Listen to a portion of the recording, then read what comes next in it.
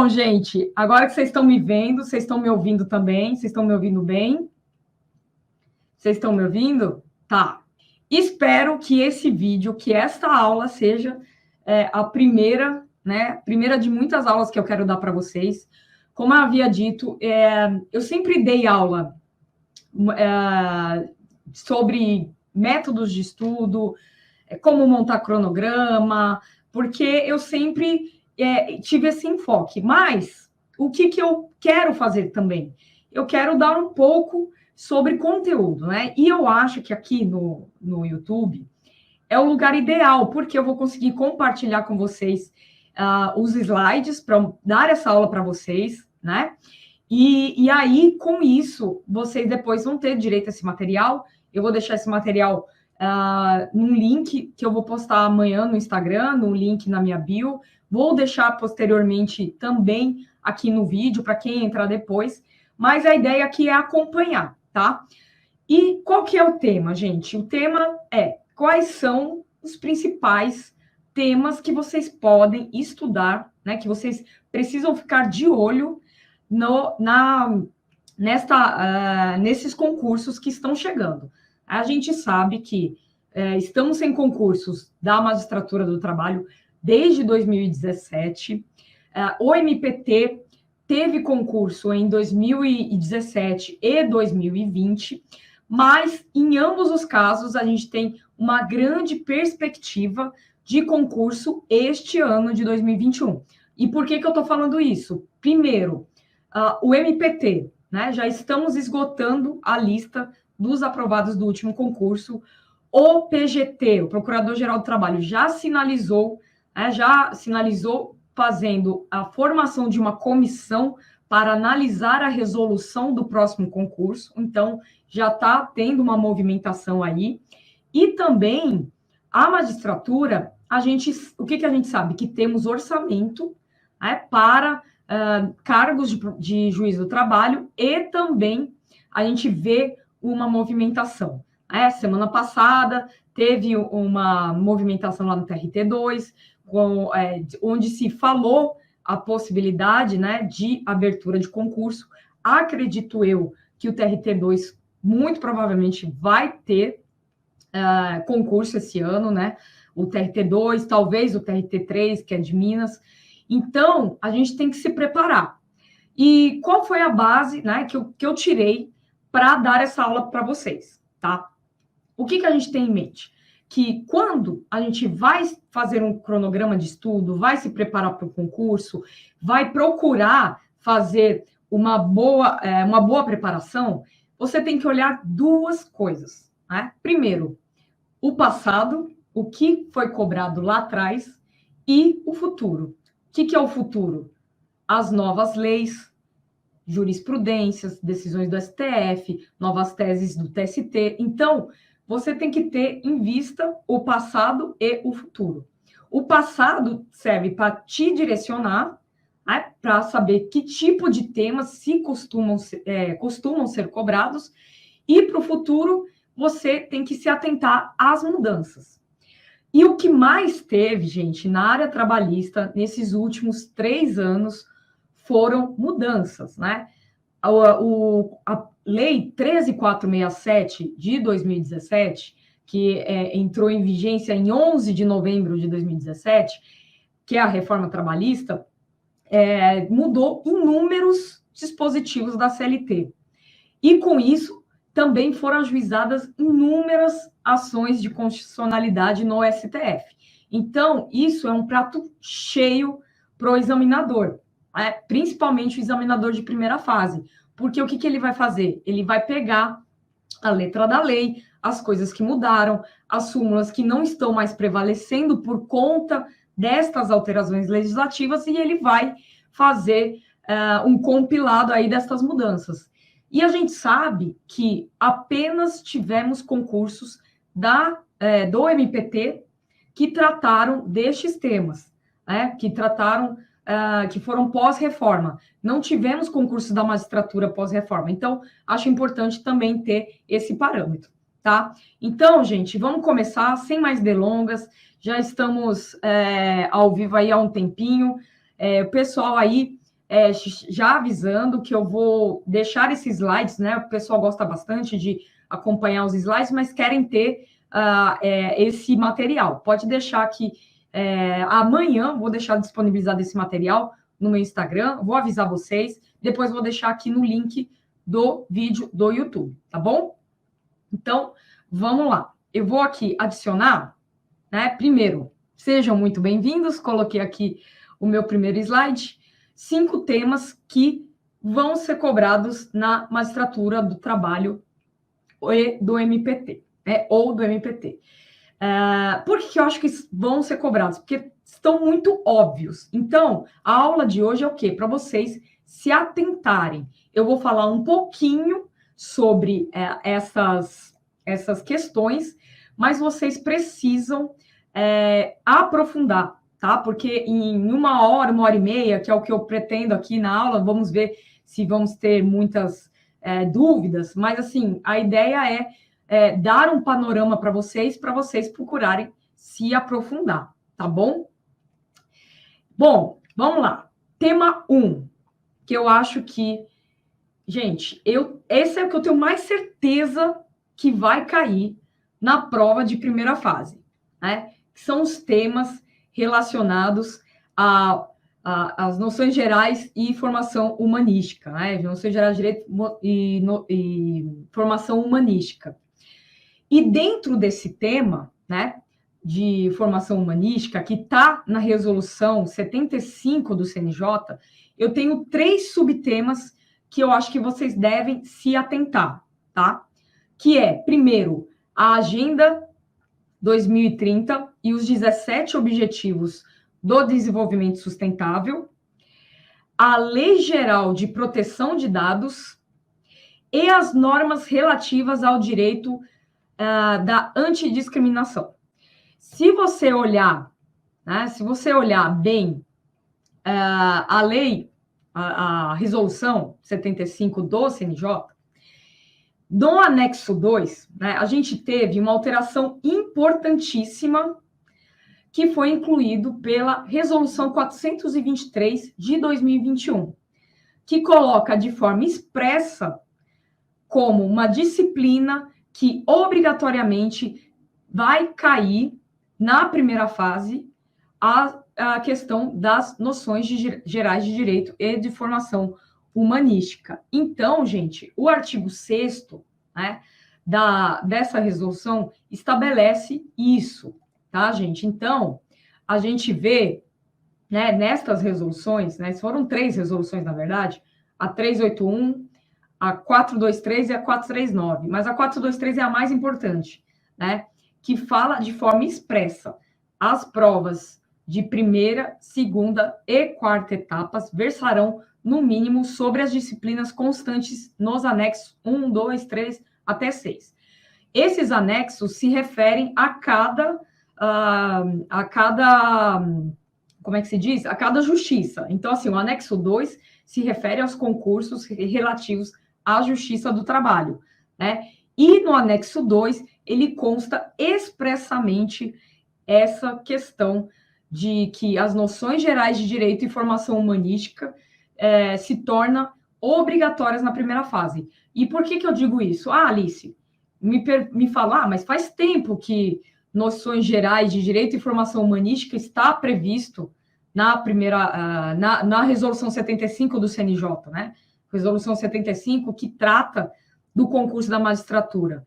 Mas, desde então, gente, se não me engano, entrou em 2009 essa alteração, né, de incluir na grade noções gerais de direito e formação humanística. Mas, assim, falando por mim, eu prestei vários concursos da magistratura desde 2009.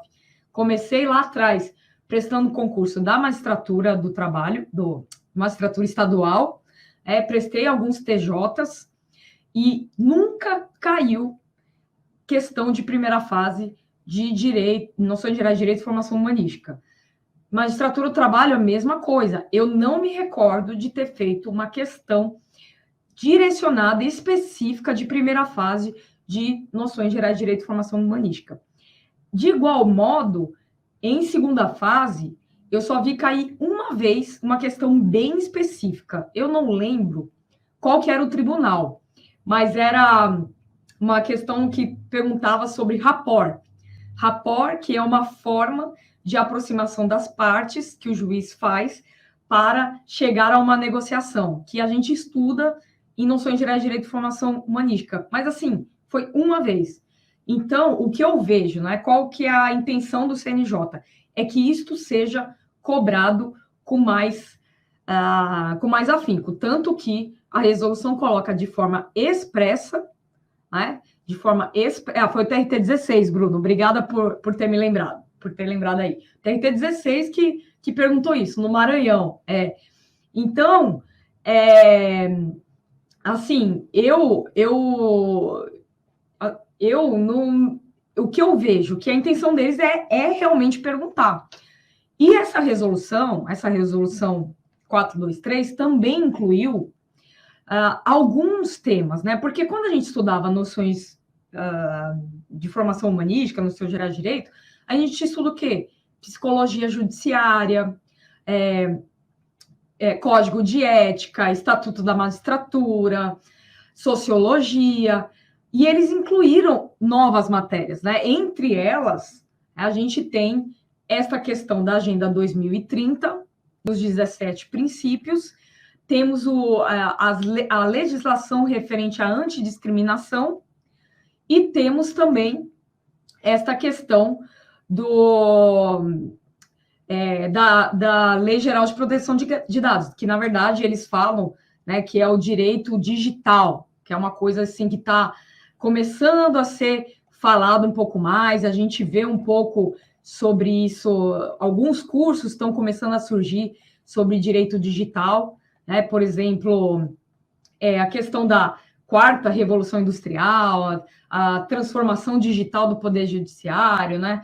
Aquela questão, temos resoluções do CNJ tratando sobre inovações tecnológicas no judiciário. Então, assim, agora, por que eu acho que dentro disso vai cair a Lei Geral de Proteção de Dados? Porque o examinador de primeira fase, gente, vai procurar o que tem letra de lei. Ele não vai entrar em discussão de qual que é o nível da quarta evolução industrial. Ele não vai entrar muito na teoria. Ele vai mais chegar nesse ponto do que está na lei, né? Então, assim, por que eu acho que vai cair a Agenda de 2030? Por que eu acho que vai cair a LGPD? Porque são temas que estão, vamos dizer assim, normatizados. Então, fica muito mais fácil você ser questionado sobre isso numa prova de primeira fase, né? E eu deixei aqui um conceitozinho aqui sobre o que é essa Agenda 2030. Né? O conceito nada mais é do que um plano de ação global com todos os membros das Nações Unidas, da ONU, que foram reunidos em 17 objetivos de desenvolvimento sustentável e 169 metas, com o objetivo de erradicar a pobreza, promover a vida digna de todos, sem se comprometer com a qualidade da vida das próximas gerações. É aquela ideia de desenvolvimento sustentável. Então, vai cair uma questão sobre isso, gente. Tenho certeza disso. E eu coloquei aqui no slide, que eu vou disponibilizar para vocês depois, quais são esses objetivos. Esse tipo de material, né, que você olha assim, isso aí pode ser que caia, então eu vou ficar atento a isso, você vai olhar um dia antes da prova. Né? Então, o que eu olho? Muita gente me pergunta, Alice, o que você estuda na véspera? O que você estuda na véspera de prova, né? Cara, eu vou pegar a coisinha decoreba que eu não vou ficar olhando muito tempo antes, eu vou olhar assim, em cima da hora. Então, esse é um tipo de material que eu olharia. Eu falei, deixa eu dar uma lida nos 17 objetivos da Agenda 2030. Porque, assim, quem não sabe, nunca ouviu falar, nunca ouviu dizer, e vê isso numa prova, se assusta. Mas é simples, entendeu? E são coisas óbvias, né? Acabar com a pobreza, acabar com a fome, promover o bem-estar de todos, assegurar a educação, assegurar a igualdade de gênero, desenvolvimento sustentável, saneamento para todos. Então, todos esses objetivos aqui, que estão na Agenda 2030, vocês olhem, tá? Eu não estou falando que vocês têm que olhar hoje e ficar decorando todo dia. Não, olhe um dia antes da prova, vale a pena. Porque, muito provavelmente, eles vão colocar na prova da magistratura uma ou duas questões, normalmente, eles devem pôr sobre formação humanística. Então, assim, uma delas pode ser esta. Eu acho que a minha aposta é que caia algo assim. E minha outra aposta seria a Lei Geral de Proteção de Dados, que é uma lei nova, de agosto de 2018, que tivemos algumas alterações pela Lei 13.853 de 2019, então vale muito a pena. E, assim, não precisa se assustar. O que eu tenho que saber de Lei Geral de Proteção de Dados? Gente, eu não acredito que eles vão perguntar, vão questionar para vocês algo além do que cai na lei, sabe? Eu não acho que eles vão perguntar alguma coisa além disso, tá bom? Então, seria essa lei, com certeza, tem que estar no cronograma de vocês, que, aliás, né, o pessoal aí que tem o cronograma da magistratura, estou incluindo a leitura destas, determinando a leitura no cronograma, estou pesquisando para ver se eu consigo encontrar coisas, assim, materiais bons para vocês, que têm a ver com o concurso de vocês, e podem ficar tranquilos que vocês vão ter o cronograma atualizado, inclusive a última turma do Gol Posse. Então, gente, voltando aqui, direito LGPD, também acho que vai cair direito da antidiscriminação. E o direito da antidiscriminação não é muito novidade aqui para nós que estamos estudando para a área trabalhista, né, gente? A gente, principalmente, né, para quem estuda para o MPT, é um tema muito comum de cair, cai quase toda a prova, se não toda a prova, porque é, inclusive, objeto de uma das coordenadorias nacionais do MPT, né, que é a Cor de Igualdade, que um dos lemas é que o combate à discriminação nas relações de trabalho. Então, é um tema que pode cair tanto na matéria formação humanística, né, noções gerais de direito e formação humanística, quanto em direito do trabalho, como por exemplo, também direito internacional, porque, por exemplo, pode ser questionado direito dos povos indígenas e das comunidades tradicionais, que a gente tem na Convenção 169, se a gente for levar para o direito do trabalho, né, a Convenção 169 da OIT, que já caiu em inúmeras provas, tanto da magistratura quanto do MPT. Então, a gente não tem aqui tanta novidade assim, mas está de forma expressa na Resolução 75 do CNJ, né? A gente vê, por exemplo, a ação, a DPF 186, que trata do sistema de cotas da UNB, que foi o leading case aqui, que foi tratado a questão das ações afirmativas, é algo que você precisa ler para a prova. Tanto que eu coloco a indicação da leitura no cronograma também. Então, assim, é essencial. E isso já tem, né? E a gente vê esses conceitos que vão surgindo, né? Sexismo, intolerância religiosa, LGBT.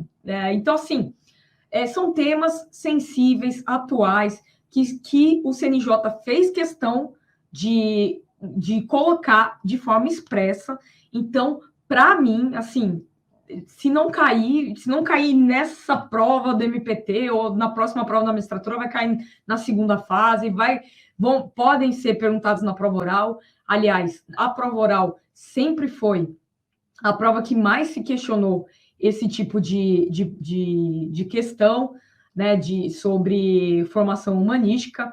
Então, aquela ideia de que você tem que só estudar psicologia judiciária, sociologia, aquelas coisas abstratas, está mudando um pouco, tá? Então, está ficando um pouco mais objetivo aqui. É lógico que você não vai deixar de estudar.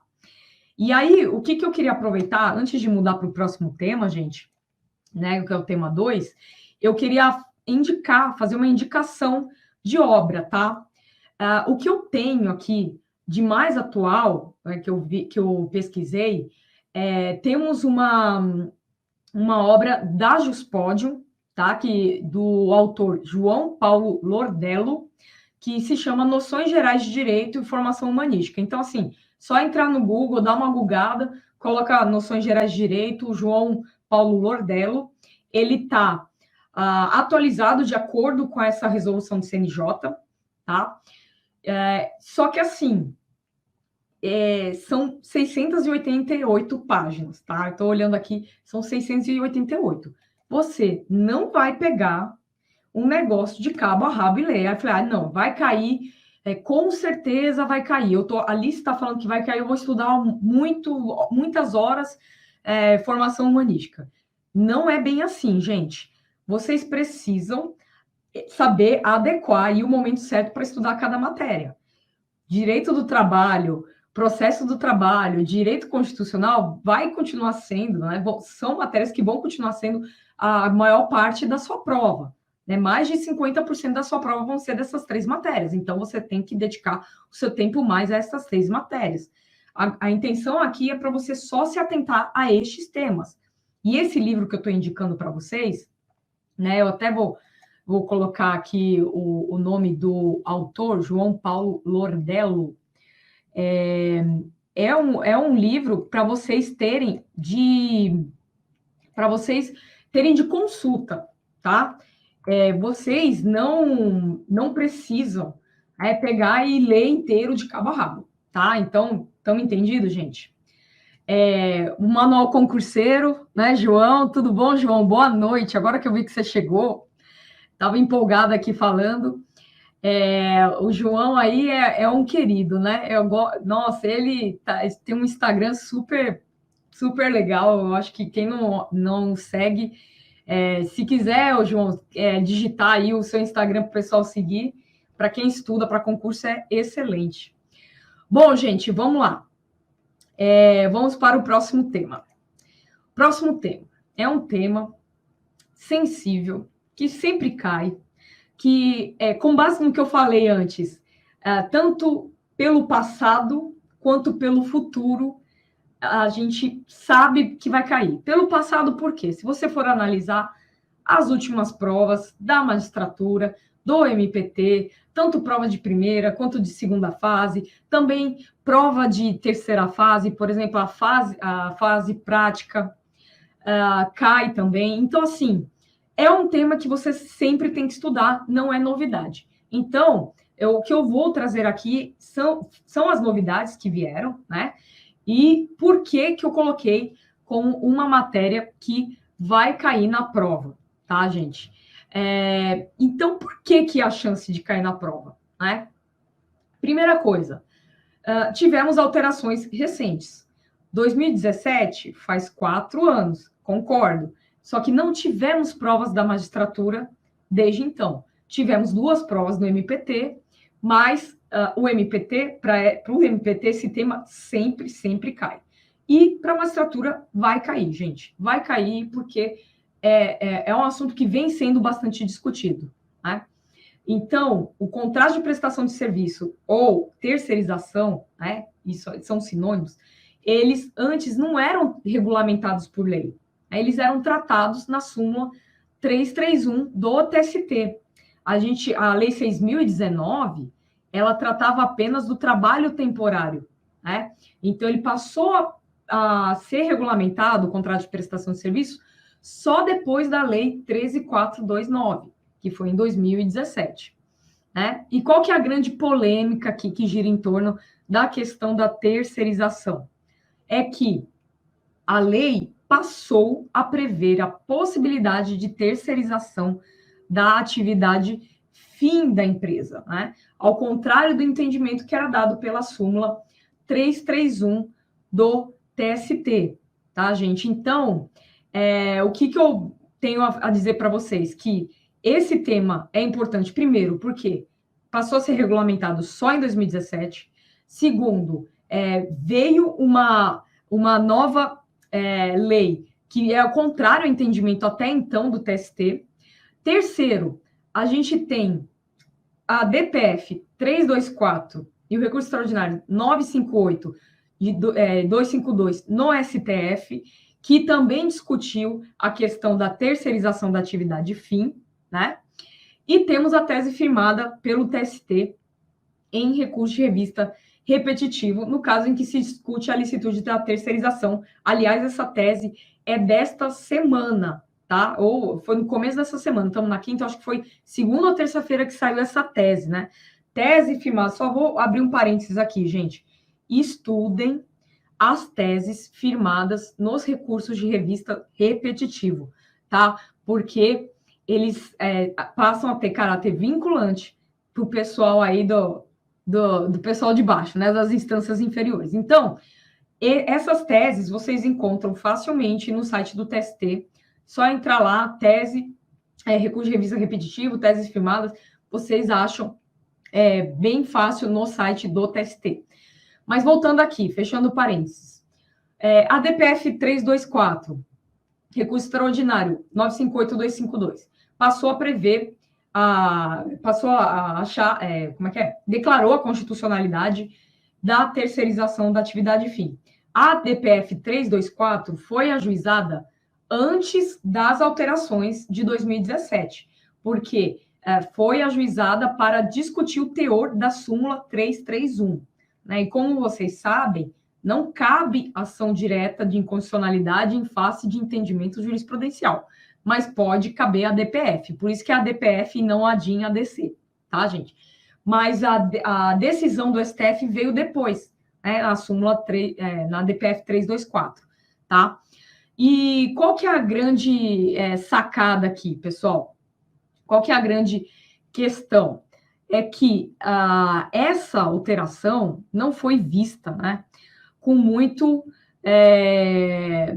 o Iago falou bem aqui, né? Vai vir a terceira... Tá vindo a terceira guerra, mas não veio o novo certame. Vai vir sim, Iago. Eu tô, assim, com bastante expectativa, principalmente MPT. MPT, eu acho que sai... se não no final desse semestre, o iniciozinho do semestre que vem. Né? Então, vai sair sim, gente. Não tenham dúvidas em relação a isso. Mas, bom, voltando aqui, conceito de terceirização, né? Essa ideia da terceirização da atividade fim não foi muito bem vista, né? Principalmente pelo pessoal aí do MPT. Né? Então, pessoal aí que vai estudar para a prova do MPT, tenha a ideia de que, para o MPT, a terceirização da atividade fim, ela acaba por precarizar direitos dos trabalhadores. Mas eu vou falar um pouquinho isso mais para frente. Quero trazer aqui o conceito, porque me perguntaram lá no Instagram qual que é a diferença entre trabalho temporário, intermediação de mão de obra e terceirização ou prestação de serviços, né? Eu extraí aqui um conceito da Bólia Bonfim, a professora Bólia Bonfim, livro dela super indicado, tá? Super indico.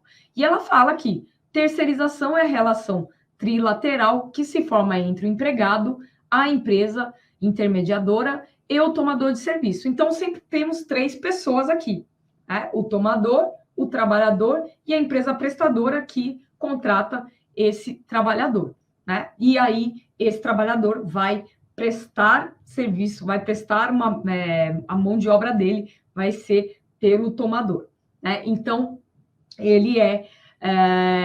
o que acontece? Ele repassa as ordens, o pagamento e o trabalho, né? Para que a empresa interposta, que foi a que colocou o serviço, faça e se apresente formalmente como empregadora. Então, a gente tem esta ideia. Por que surgiu a questão da terceirização? Muita gente me pergunta. O surgimento, qual que é a ideia que veio da terceirização? Foi a ideia da empresa enxuta, né? Num movimento pós-fordista. É interessante que vocês estudem um pouco sobre toyotismo, fordismo, taiolismo. Então, são conceitos importantes para vocês entenderem ainda mais o conceito de terceirização. Mas, falando de forma bem objetiva aqui, o Instituto surgiu pela ideia de que a empresa que fazia tudo não conseguia se especializar em nada e não fazia nada direito. E o que acontecia? Ela acabava não conseguindo focar no seu objeto principal.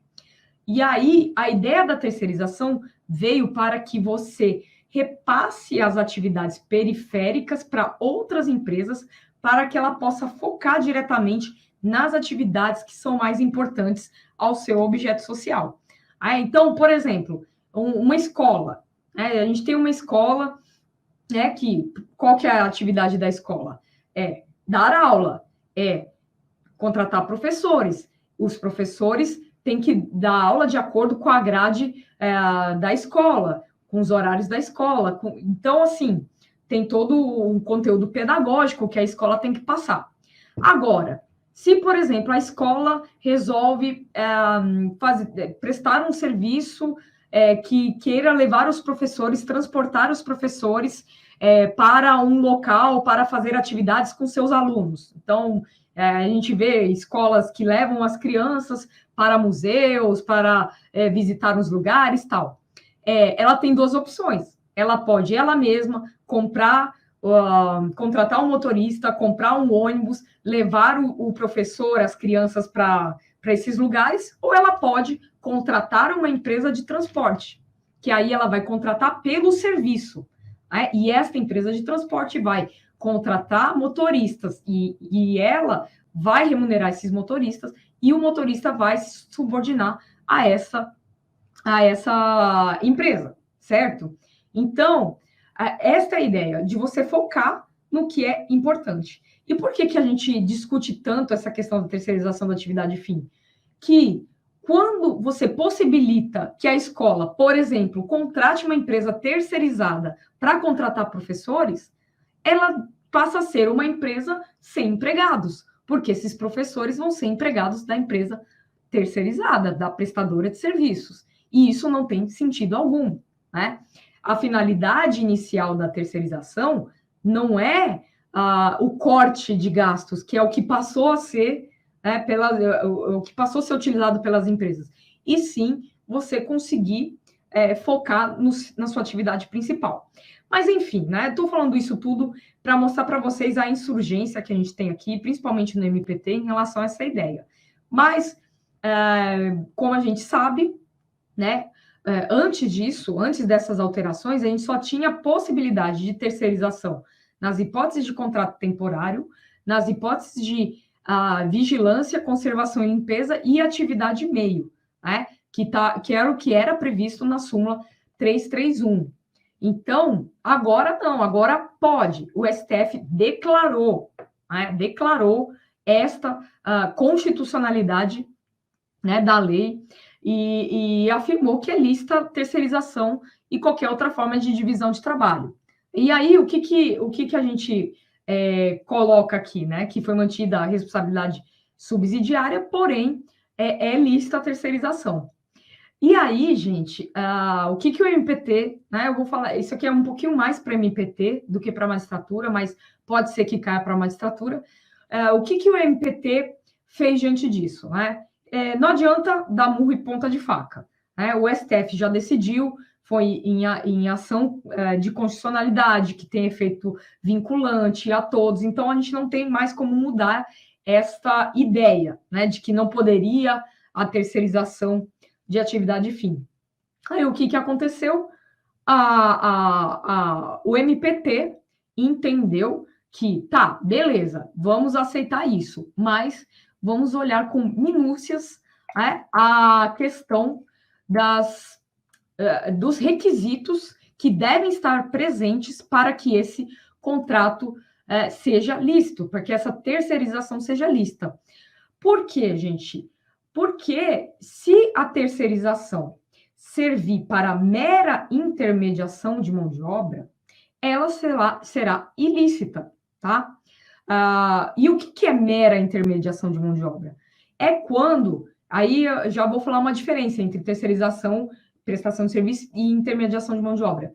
Na terceirização que seja lícita, é uma situação em que a empresa tomadora está contratando um serviço. Ela não está contratando trabalhadores para trabalhar na empresa dela, ela está contratando o serviço X. A partir do momento que ela contrata o serviço da empresa, o serviço de transporte da empresa, por exemplo, o serviço de vigilância da empresa, ela não pode escolher quantos trabalhadores que vão ter que estar disponíveis para prestar esse serviço. ela não pode escolher quais são esses trabalhadores, ela não pode direcionar, ela não pode dar comandos a esses trabalhadores, porque ela está contratando um serviço, tá? E o que acontece na mera intermediação de mão de obra? Na mera intermediação de mão de obra, ela vai contratar, ela está contratando trabalhadores por uma empresa interposta, né? Ela está, na verdade, usando uma empresa interposta para reduzir custos, para pagar menos direito àqueles trabalhadores e precarizar as relações de trabalho. Né? Então, ela acaba pegando esses trabalhadores e contrata através de outra empresa. E muita gente aqui, não sei se tem muita gente que advoga aqui na área trabalhista, mas a gente vê, né? A gente vê muito que a gente vê muito assim trabalhadores que ficam na mesma empresa durante anos e anos e aí só troca a sua empregadora. Né? Então, assim, ela continua na empresa como terceirizada e a empregadora fica mudando toda hora, porque a empresa tomadora muda o contrato com outra, vai contratar outra empresa e essa empresa vai contratar os mesmos trabalhadores para continuar na mesma empresa. Então, isso demonstra muito esta fraude, né? E assim, como aqui o manual concurseiro, né? O João está falando aqui, a empresa tomadora não vai pagar mais do que pagaria para o empregado formal, mas a empresa prestadora não vai trabalhar sem lucro, né? Então, assim, o que a empresa está pagando, a tomadora? A tomadora está pagando o lucro dessa empresa terceirizada, né? Dessa empresa prestadora de serviço, mas ela está sendo à custa, né, de redução de direitos. Eu estava estudando aqui para dar essa aula para vocês e eu vi que tem um estudo estatístico que comprova que a cada 10 trabalhadores que sofrem acidente de trabalho, 8 são terceirizados. Né? A maioria dos trabalhadores terceirizados, eles recebem um salário menor do que os tomadores, do que os trabalhadores contratados diretamente pela empresa tomadora. Então, além de sofrer mais acidentes de trabalho, eles estão menos protegidos porque não tem treinamento com relação a riscos de acidente e eles recebem um salário menor. Há um prejuízo em relação à representação sindical, porque não há uma unidade, que é algo muito importante para a formação desse vínculo do sindicato. Então, assim, é muito complicado essa situação. Então, traz uma precarização enorme, tá, gente? Então, assim, voltando aqui para a posição do MPT, né? O que acontece? Eles acabaram interpretando de que é preciso analisar no caso concreto, né, se acerca da presença ou não dos requisitos da relação de emprego, ou seja, os artigos 2º e 3º da CLT. O artigo 2º e 3º da CLT, que trata dos requisitos da relação de emprego, né, que é pessoalidade, onerosidade, não eventualidade, subordinação, eles continuam presentes. Então, se a gente tiver uma situação concreta na qual o tomador está usando de empresa interposta para contratar trabalhadores que, na verdade, em a relação da tomadora com esses trabalhadores estão presentes esses requisitos, a terceirização será considerada ilícita e deverá ser declarado vínculo de emprego, tá? Vínculo de emprego com a tomadora. E aí, em decorrência disso, todos os direitos trabalhistas sobre isso, né? Aqui, o João está falando, o meu TCC foi sobre terceirização. Se quiseres disponibilizar depois no Instagram, só me falar. Eu quero, vou querer o seu TCC, eu quero estudar por ele também, hein? Uma boa, hein? Muito bom. Né? Então, é uma situação bem complicada. E por que o MPT passou a fazer essa interpretação, né? Que devem estar presentes? Muito baseado no próprio ministro Alexandre de Moraes, né? No voto dele, na DPF 324, que ele falou, né? De forma bem expressa, caso a prática ilícita de intermediação ilícita de intermediação de mão de obra com afronta aos direitos sociais e previdenciários dos trabalhadores se esconda formalmente uma fraudulenta terceirização por meio de contrato de prestação de serviços, nada impedirá a efetiva fiscalização e responsabilização, pois o direito não vive de rótulos, gente? Princípio da primazia da realidade, mas sim da análise real da natureza jurídica dos contratos. Após concluir o que, desta forma, não há como confundir a terceirização de uma das etapas do fluxo de produção com a hipótese ilícita de intermediação de mão de obra, como fez o acórdão recorrido. Tá? Então, gente, a gente se baseia muito nisso. E aí temos as orientações da CONAFRET. A CONAFRET, Coordenadoria Nacional de Combate às Fraudes Trabalhistas, tá, gente? Para quem aí está se preparando, está começando a estudar para o MPT, não deixem de estudar as coordenadorias nacionais. São 8, né? Estou falando aqui de uma delas, a CONAFRET. São 8 coordenadorias que tratam de assuntos que é o foco da atuação do MPT, tá? E a CONAFRET que trata das fraudes trabalhistas. Temos as orientações, tanto da CONAFRET como das outras coordenadorias, e estas orientações são muito importantes. Já vi cair em prova do MPT, tá? Do MPT, da magistratura não, do MPT, tanto já vi cair em primeira fase, como em outras fases. É importante você mencionar essas orientações, tá, gente? E aí ele fala, a orientação 16 fala que o contrato de prestação de serviço, né, no artigo 4º, tem a validade desse contrato, tal como definida pelo artigo 4º, se sujeita ao cumprimento dos seguintes requisitos. Primeiro, efetiva transferência da execução das atividades a uma empresa prestadora de serviço. 2, a execução autônoma da atividade pela empresa prestadora nos limites do contrato, ou seja, né, o que a gente fala de execução autônoma?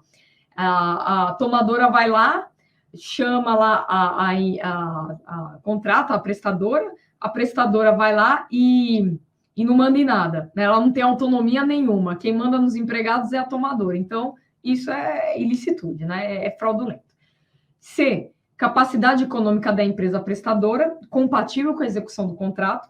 Às vezes, gente, a tomadora vai lá, contrata uma prestadora que não tem nem sede, não tem nem outros empregados, são os empregados que ela chama para ir para a tomadora e ela não tem capacidade econômica. Então, assim, se tiver ausente qualquer desses requisitos, desvirtua-se a prestação de serviço, configurando-se intermediação ilícita da mão de obra e, consequentemente, vínculo de emprego entre os trabalhadores intermediados e a empresa contratante.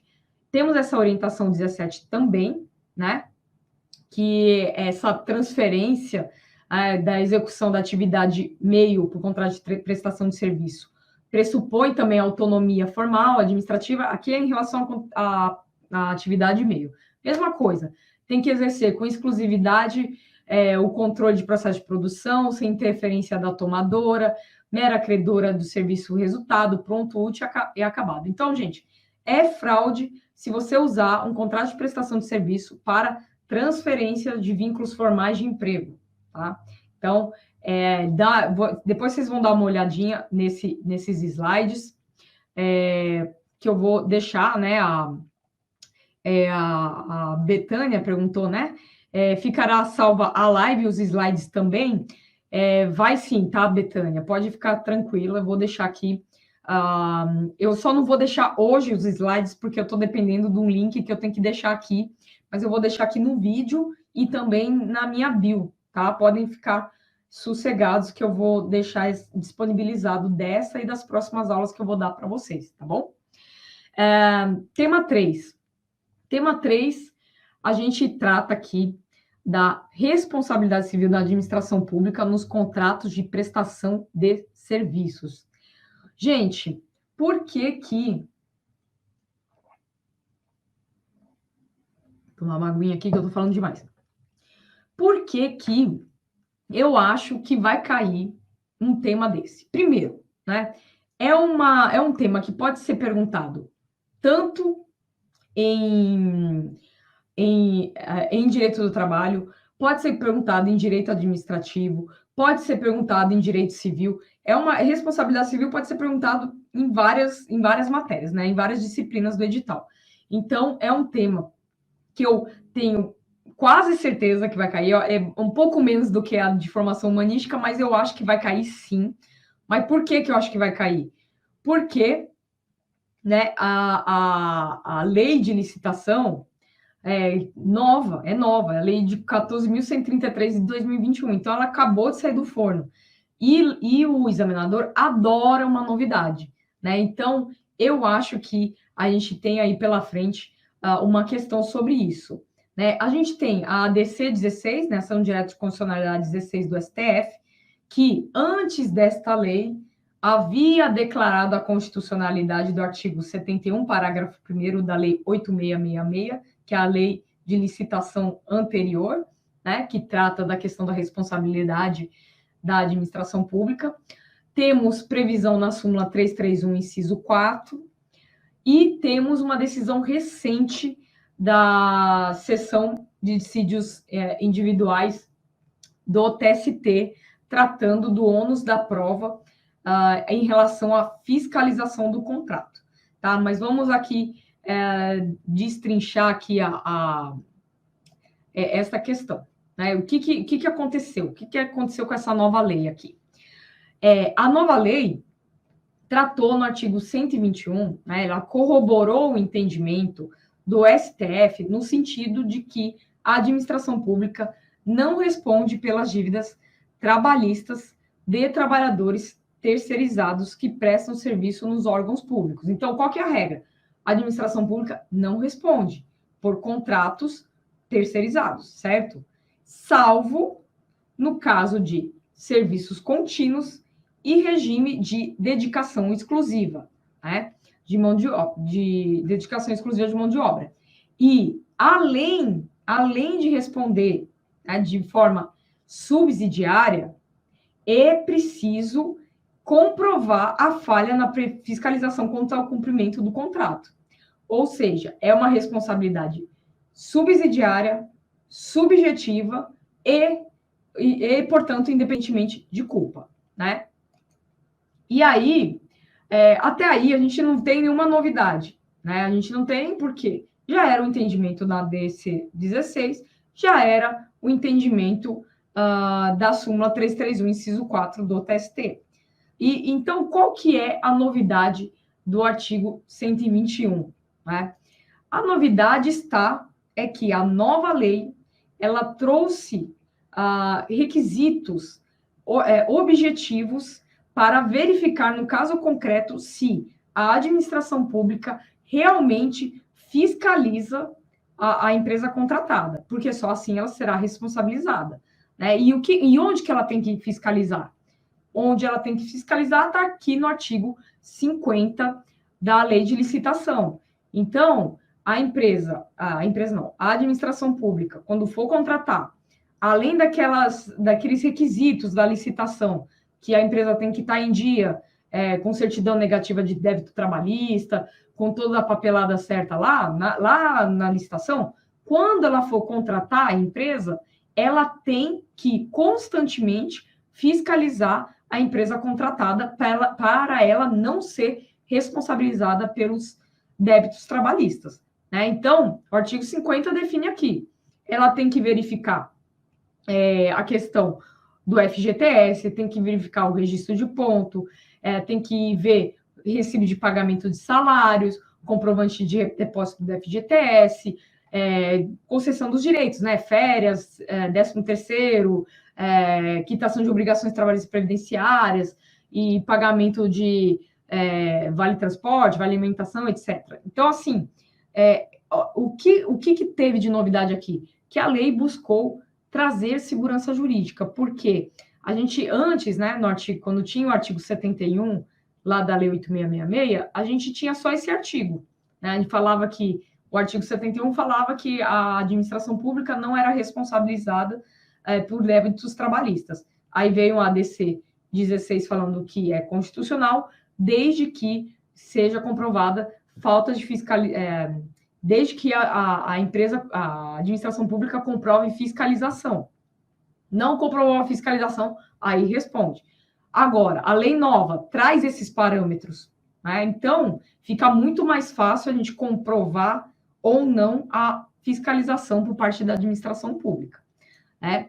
Então, o que eu coloco aqui? Além de tudo isso, além desses critérios objetivos estabelecidos na lei, né, no artigo 50 da nova lei de licitação, a gente tem que ter em vista que apenas a administração responderá em caso de regime de dedicação exclusiva de mão de obra e serviços contínuos. Estão excluídos dessa responsabilidade os contratos decorrentes de prestação de serviços terceirizados relacionados à prestação de serviços específicos e de curta duração. Então, a administração pública vai lá, contrata um empreiteiro para consertar uma parede que estava rachada na repartição. E a empresa não pagou aquele trabalhador que fez aquele reparo. A administração pública não será responsabilizada, porque é um serviço específico e de curta duração. Tá? Para vocês terem uma ideia, eu não coloquei aqui no slide, mas a lei de licitação também define o que são serviços contínuos e define o que é regime de dedicação exclusiva de mão de obra. Tá bom, gente? Então, fiquem atentos lá na lei.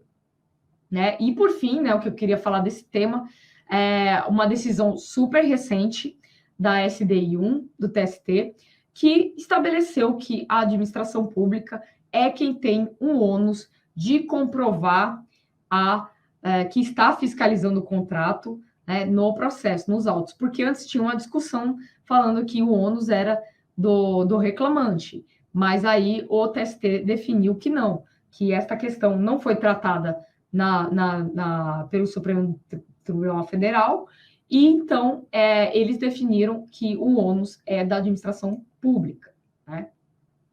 Gente, o tema 4, tá, gente? Tema 4, estamos aqui, vamos falar só mais 2 temas, né? Então, são temas que eu também acredito que vai cair nessas provas. O tema 4 trata da flexibilização de direitos trabalhistas por meio de acordos e convenções coletivas.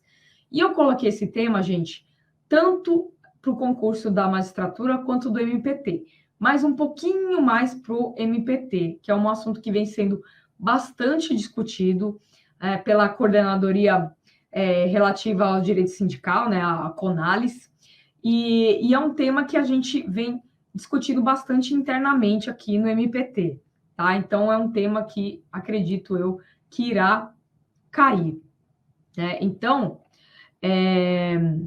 eu acho que é uma questão aí que a gente pode ter grandes chances. E por que eu acho que vai cair, né? Primeiro, porque a gente teve alterações promovidas pela reforma trabalhista, que incluíram o artigo 611-A e 611-B da CLT, né, que passou a tratar da famosa regra do negociado prevalece sobre o legislado, né? E aí, a gente teve recentemente, né, no plenário, que é a inserção de um julgamento, né, do plenário, que vai tratar, como tese de repercussão geral, acerca da validade da norma coletiva de trabalho que limita e restringe o direito trabalhista não assegurado constitucionalmente. Então, qual que é a ideia aqui? O que está sendo discutido? Que, em relação aos direitos constitucionalmente assegurados, né, que estão no artigo 7º da Constituição, não há dúvida de que não se pode flexibilizar por meio de acordo, convenção coletiva, né, desde que absolutamente indisponíveis. Existem regras, né, existem exceções a essa regra, que estão na própria Constituição. Por exemplo, a questão da redução salarial, a questão da redução de jornada e salário. Então, as demais questões constitucionalmente conferidas não poderiam ser objeto de convenção e acordo coletivo. Mas o que está se discutindo hoje, que ainda não, que vocês têm que ficar de olho, né, tem que ficar acompanhando esse julgamento do STF, é em relação à validade de normas coletivas que restringam direitos trabalhistas não assegurados na Constituição.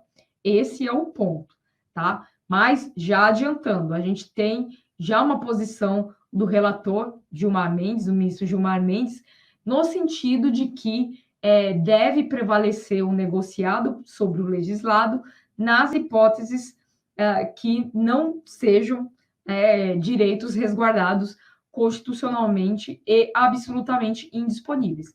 Então, acredito eu que a tendência é de chegar a esse ponto.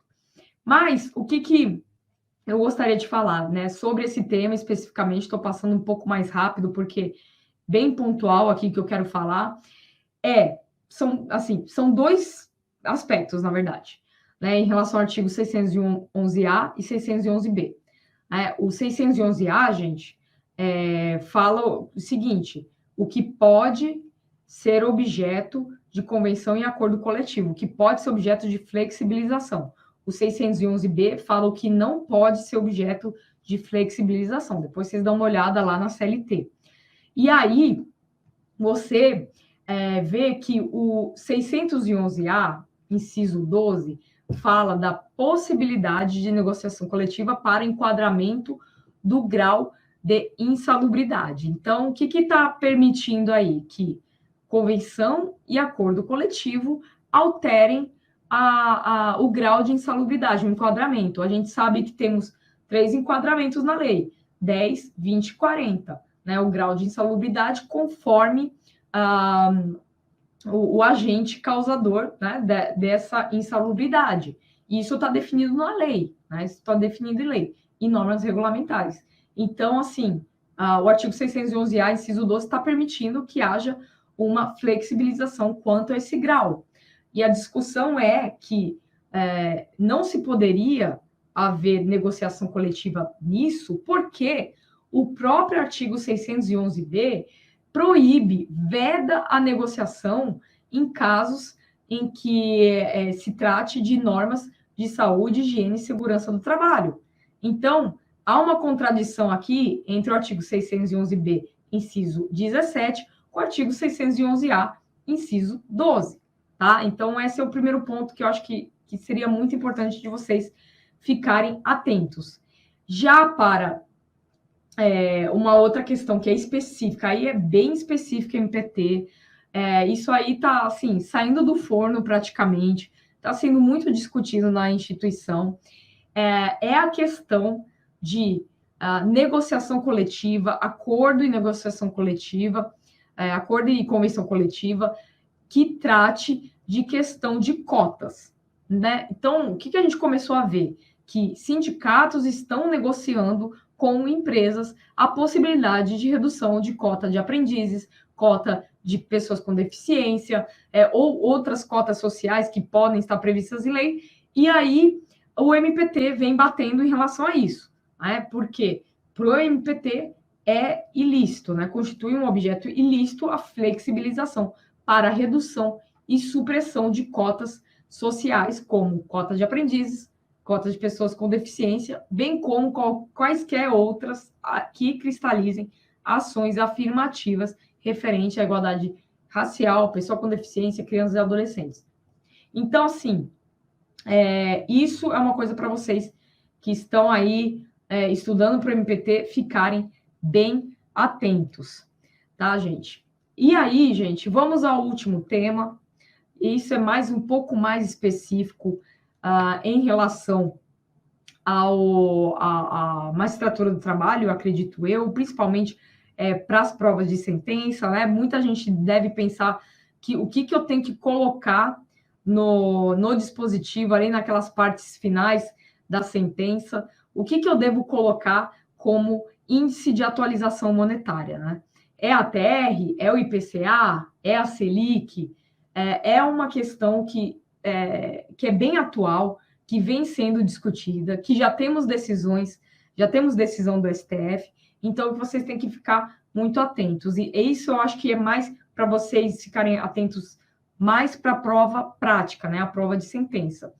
E antes de eu falar sobre essas questões, gente, eu queria alertar para vocês, porque a finalidade dessa live é essa, para vocês ficarem atentos às mudanças, né, às novas decisões.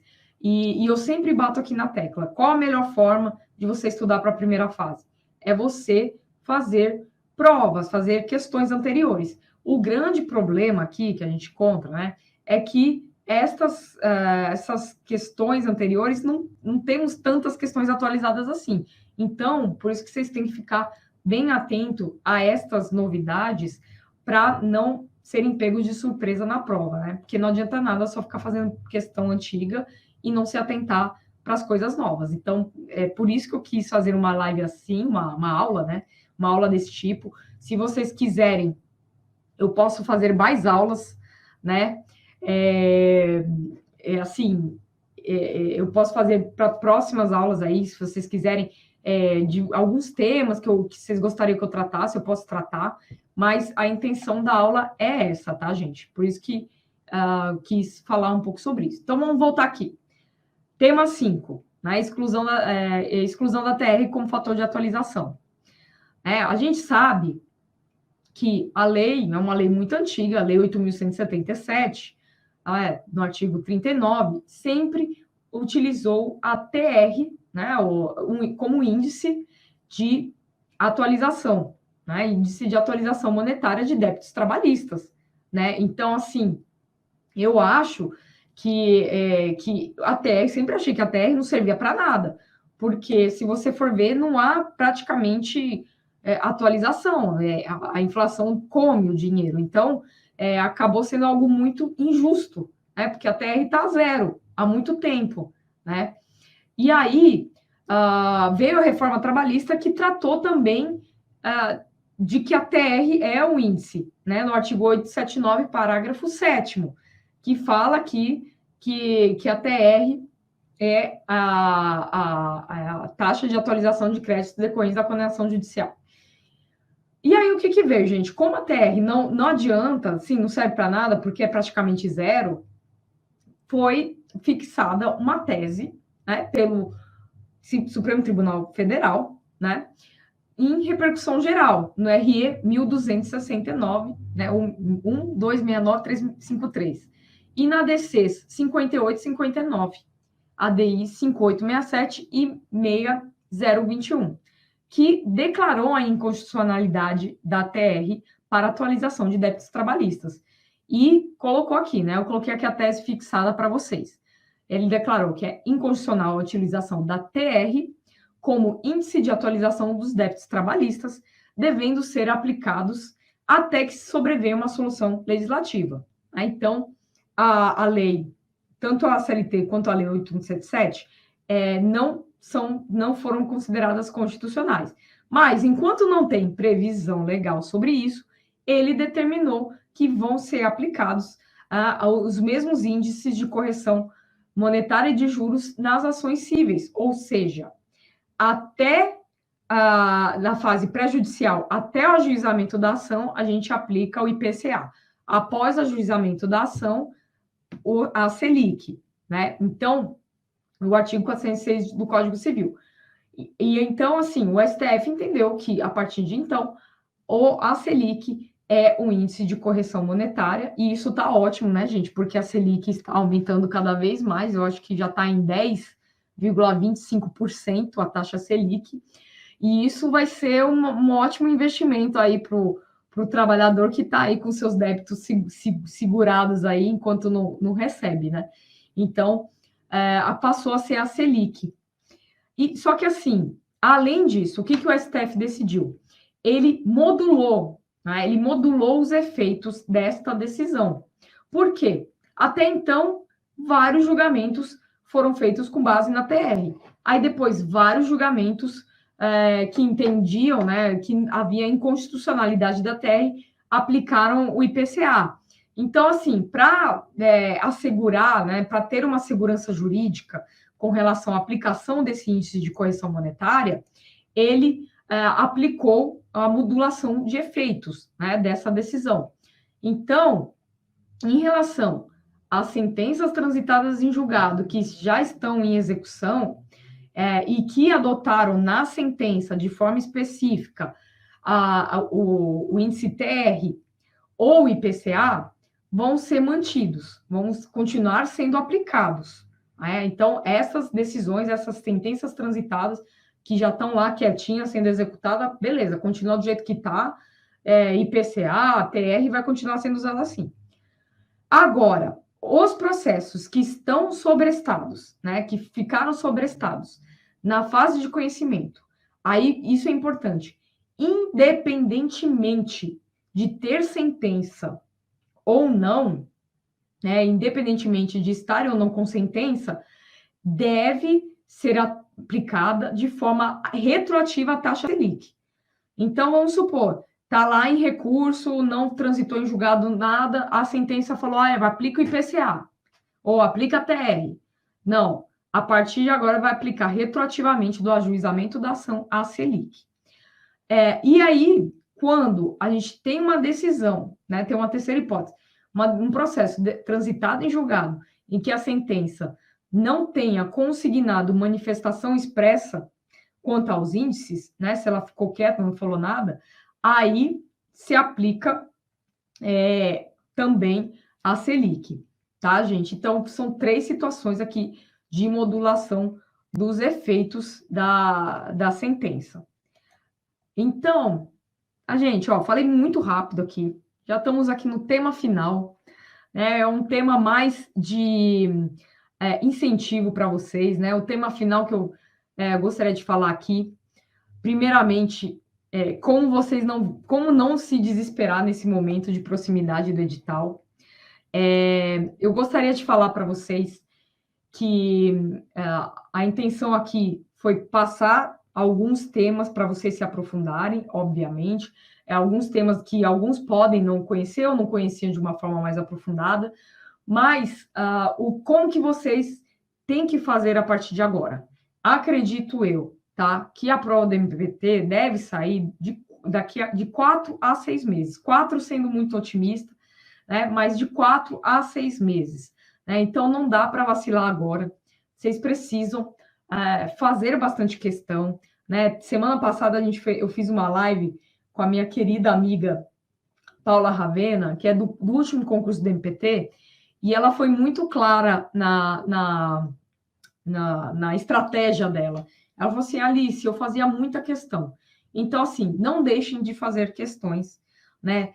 Vejam as provas anteriores, fiquem atentos às novas decisões que estão surgindo, fiquem atentos às mudanças vindas pela reforma, né? E em relação a esta questão de como é que eu vou ficar acompanhando, eu acho assim que vocês têm que, além de ficarem atentos, né, às notícias do TST, a gente tem muito Instagram aqui legal que a gente acompanha atualizações aqui da jurisprudência, vão acompanhando isso.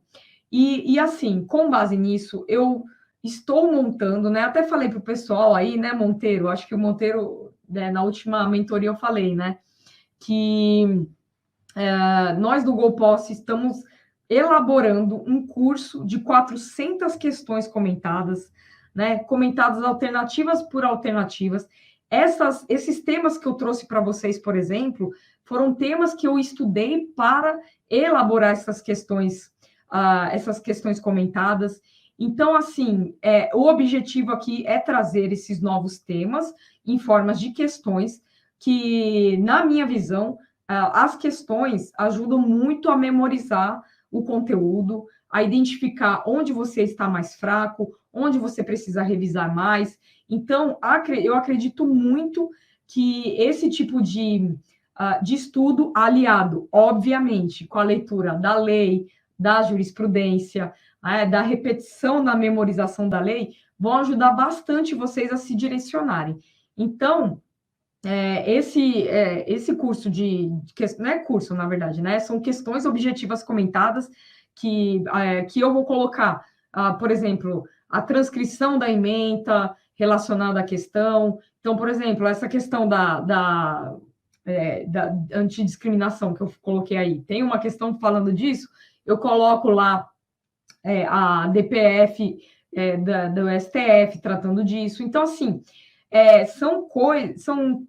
são detalhes que você precisa né? São detalhes que você precisa para conseguir lapidar. Por quê? Se você já vem estudando há um tempo, vem estudando, fazendo aquele feijão com arroz, porque aqui não tem o que inventar, né, gente? É estudar doutrina, é estudar jurisprudência, é ler a letra da lei. Eu postei essa semana no meu Instagram quais são as principais leis que caem na prova, né? Então, assim, eu fiz um levantamento dos 10 últimos anos das provas da magistratura do MPT, um estudo estatístico, que, aliás, é um tema que eu quero levar numa próxima aula com vocês. Não sei se eu vou fazer por aqui ou pelo Instagram, mas, assim, é um tema que são temas que recorrentemente caem, vocês precisam ler. Não dá para chegar na prova só lendo a CLT e a Constituição. Vocês têm que ler, por exemplo, uma lei que cai muito, não sei por que cai tanto, mas cai toda a prova eu vejo que cai. É a lei relacionada ao trabalhador portuário avulso. Sempre cai essa bendita lei. Então, você vai ler. Cai muito Lei Pelé. Você vai ler a Lei Pelé. Então, além disso, além dessa estratégia, né? Além dessa estratégia de você buscar, fazer uma busca ativa do que cai mais, você precisa treinar as questões. E treinar por questão ajuda muito a vocês solidificarem esse conhecimento, né? Então, esse é o mesmo material de legislação. O Monteiro é nosso aluno querido da última turma do GoPosse. Eu disponibilizei o material da legislação para o pessoal aí gratuito, tá? Vou deixar aqui para amanhã, né? Para o pessoal ter acesso à legislação. Mas no Instagram eu sempre dou as dicas das principais leis, mas é o mesmo material da legislação, tá? Então, vocês precisam ficar muito atentos a isso. Não só as alterações. E outra coisa, gente, tenham muito, mas assim, muito cuidado com a inflação de informações, né? Eu acho que essa palavra vem a calhar. Por quê? A gente tem hoje em dia, a gente tem acesso muito fácil à informação. E aí, por o fato da gente ter acesso muito fácil, a gente acha que tudo que aparece, que a gente vê, é importante. E a gente quer ficar lendo tudo, tá? Uma coisa que, por exemplo, eu vejo assim, você precisa estudar todas as notícias que aparecem, né, do TST, do STF. Você não precisa estudar com aquela profundidade. Você vai olhar, você vai pegar a notícia, você vai entrar no site do TST uma vez por semana, você vai dar uma olhadinha. Essa decisão aqui é interessante, deixa eu dar uma olhada. Deixa eu ler um pouco com mais atenção isso aqui. Mas não precisa se debruçar, entendeu? É a mesma coisa quando eu falei no começo da aula sobre noções de formação humanística, né? Noções de direito de formação humanística. Vai cair? Vai. Mas você não precisa pegar um livro de 700 páginas e estudar todo. Então, a gente tem que tomar cuidado. Né? Por isso que a minha ideia aqui é fazer esta pesquisa, né? A pesquisa de campo, de ver o que normalmente cai, né? Quais são as matérias mais cobradas, tanto na prova da magistratura do trabalho quanto do MPT, dos dois concursos que são bem parecidos, só muda um pouco a forma de cobrança, mas são bem parecidos. E diante disso, o que tem de novo e que é importante? Porque não adianta nada a gente chegar, socar notícia para vocês de decisão e ser uma decisão da primeira turma do TST, uma decisão isolada. Para que eu vou falar disso para vocês? Não, eu vou falar. Por exemplo, agora que eu falei da decisão da SDI, tratando da fiscalização pela administração pública. Nesse caso, né, eu acredito que, assim, como é uma decisão que foi pela SDI, que já foi decidida em vários casos, é um fato relevante para levar para vocês. Mas agora eu não vou ficar olhando Nossa, eu vou olhar todas as decisões dos informativos para passar para vocês. Não, é legal o informativo. É legal para você entender como se aplica o direito na prática, a teoria na prática, é maravilhoso. mas não precisa se preocupar tanto em ficar debruçando sobre todos os aspectos, tá? Então, gente, a partir de agora, o que eu acho que vocês precisam se atentar um pouco mais, principalmente para quem está começando, para quem nunca prestou concurso, não tem prática de primeira fase, é ficar um pouco mais atenta para essas provas de primeira fase. E assim, gente, o Monteiro aqui está falando, o MPT mete chumbo na gente. Pois é, MPT é complicado, né? Manual concurseiro, questões do MPT são mais complexas. Eu acho que as questões do MPT, elas são, vamos dizer assim, elas exigem um pouco mais de teoria e raciocínio jurídico em cima do que está sendo perguntado, né? Então, talvez seja um pouco isso, tá, gente? Mas eu vou falar, né, numa próxima aula, eu vou fazer uma aula daqui a 15 dias, nesse mesmo formato, acho que ficou bem legal, com a participação de vocês aqui, vai ficar salvo no YouTube, o material vou mandar depois para vocês. E aí, gente, na próxima aula eu vou tratar um pouco desse estudo estatístico, tá? Eu vou falar um pouquinho sobre as questões que mais caíram, onde vocês devem se atentar, e eu vou falar um pouquinho mais de metodologia de estudo do que de tema em si. Mas eu quero dar mais aulas sobre temas, porque não temos só esses, né? São, sim, de um universo de temas que pode cair, eu tratei de 5 e de uma forma bem mais rápida, né? Não tão aprofundada. Então é isso, pessoal.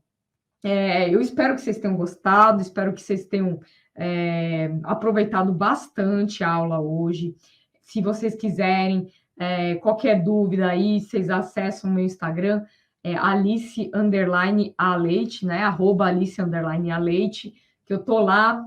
Vocês me mandam, podem me mandar por direct qualquer dúvida, que eu estou à disposição de vocês e espero encontrá-los aí futuramente aí no próximo encontro, e que vocês continuem estudando, gente, não percam a fé, tá? Eu prestei 36 concursos, eu fiz muita prova de primeira fase na minha vida, e assim, eu não desisti, estou aqui falando com vocês, passei no concurso do MPT, um concurso que julgo um concurso difícil, mas que não é impossível, tá, gente? Se eu passei, você passa também, tá? É só estudar, né?